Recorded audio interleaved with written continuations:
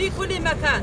نحن في مجلس المرأة لعوائل الشهداء ومن قلب الجزيرة النابض بالمقاومة نتابع بمرارة وقلق بالغين التطورات المتسارعة والعدوان الممنهج الذي يستهدف مكتسبات ثورتنا في روجافا أمام صمتا دوليا شريكا له.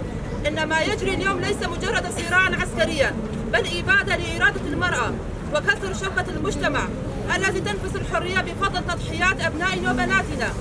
إن القلوب تعتصر ألما ونحن نشهد التمثيل بجنازات أبنائنا وبناتنا الشهداء بأبشع الطرق المجردة من الإنسانية، إلى جانبها تدنيس مزارات الشهداء في المناطق التي انسحبت منها قواتنا العسكرية.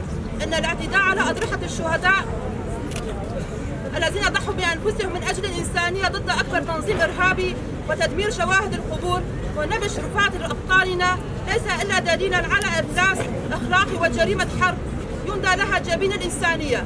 هذه المزارات هي كرامة شعبنا وذاكرة نضالنا، والمساس بها هو استهداف مباشر لكل أم وزوجة وطفل في هذا الوطن. كما نطالب المجتمع الدولي بالتحرك الفوري للكشف عن مصير المفقودين وضمان سلامة الأسرى وحفظ كرامة شهدائنا عبر تسليمنا جسامين المقاتلين الذين كانوا درعا للمرة الثانية لحماية المجتمع من همجية وبطش العناصر الإرهابية.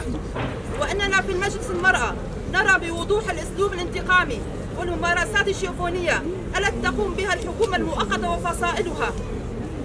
فهؤلاء الذين ارتضوا لأنفسهم أن يكونوا أدوات في يد الغير لا يمثلون تطلعات الشعب السوري بل يسعون لتكريس وترسيخ سياسة التهريب والنهب، خاصة ضد المرأة التي كانت طليعية في ثورة روجافا.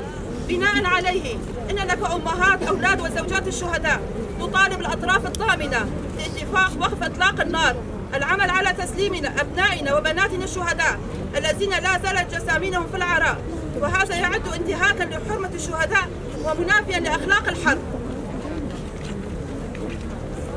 كما نؤكد لن تنال هذه الانتهاكات من عزيمتنا بل تزيدنا إصرارا على حماية مشروعنا ومكتسباتنا، ونؤمن بأنه لن تضيع دماء شهدائنا سدى، وسنلاحق مرتكبي جرائم تدنيس المزارات والممثلين بجثمان شهدائنا وممارساتها في إهانة وتعذيب الأسرى في كافة المحافل الدولية.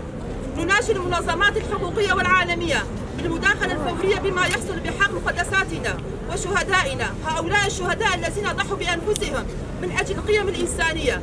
ندعو كافة النساء في العالم للالتفاف حول قضيتنا وحماية كرامتنا وحقوقنا المشروعة. المجد والخلود لشهيداتنا وشهدائنا. عاشت مقاومة المرأة الحرة. مجلس المرأة في عوائل الشهداء روجافا 12/2/2026. شهيد نامرة. شهيد نامرة.